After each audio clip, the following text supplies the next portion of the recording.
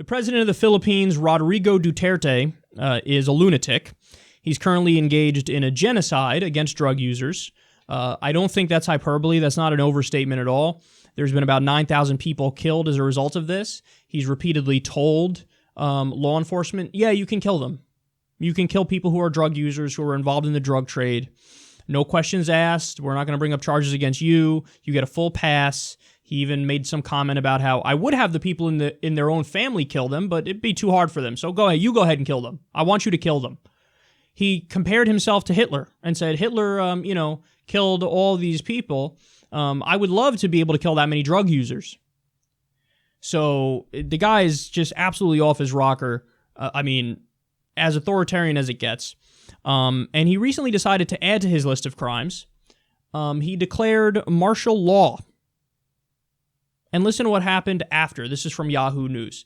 But actually, before I get into it, let me just say, the Philippines actually does have a problem. There's like ISIS-aligned militants in a few parts of the Philippines, and they've like killed people and put their bodies in public so everybody sees them, and like kind of we run this shit kind of thing.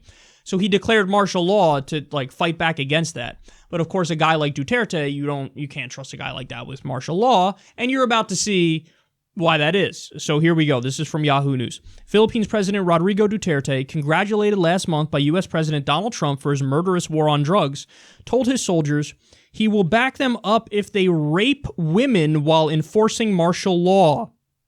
The remark, though apparently intended as humor, drew stinging rebukes from human rights and women's organizations. Duterte made his comment in a rambling speech Friday on the island of Mindanao, where he imposed martial law last Tuesday to battle militants linked to the Islamic State. If any of them were to rape 3 women, he said, he would personally claim responsibility for the attacks, according to a transcript of the speech released by the president's office, The Guardian reported. Fight and I will pray for you and I will answer for everything, he said at one point in English in a videotape of his speech. If you go down, I go down, and I alone will be responsible.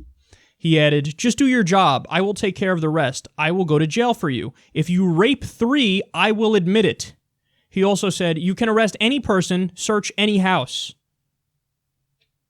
Now, his dodge after the fact, and everybody's like, whoa, what the fuck did you just say? You're okay with your soldiers raping and you'll take responsibility? He's like, nah, I was joking. Come on, I was joking. But this is something Duterte has said repeatedly. Anytime he gets called out about anything, I was joking. I don't know what you're talking about. You know what the other thing is that he said he was joking about? I remember this story. As he's doing this murderous crackdown on drug users, news leaks, he uses fentanyl. He goes, no, but I have a prescription and it's for medical reasons. And then people are like, yeah, but you said you kill. Fentanyl's like 100 times stronger than morphine. You don't need that. I don't give a fuck what problem you had. You don't need fucking fentanyl. Nobody needs fentanyl unless you're 3 days away from dying and you're stage 4 cancer. And so there was enough pushback over his comment of he has a prescription for fentanyl. He goes, no, I was joking. I don't know what you're talking about. That's not a joke. That's not like...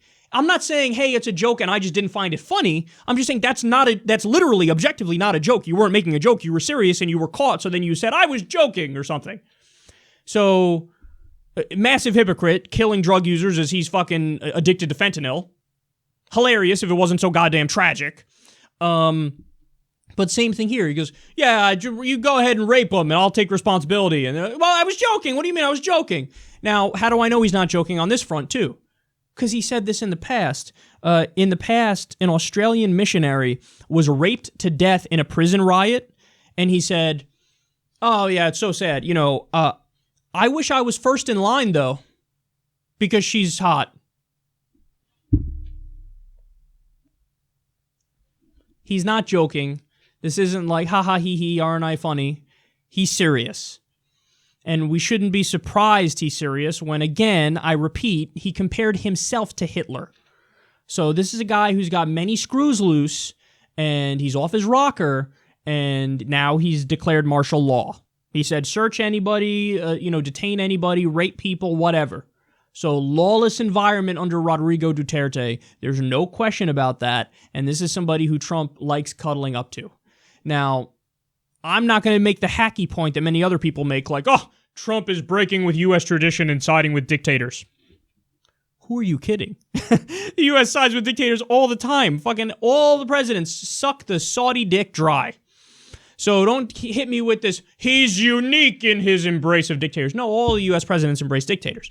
But it is a fact that he is embracing this particular dictator, and you know the facts about this dictator, and man, are they really something scary.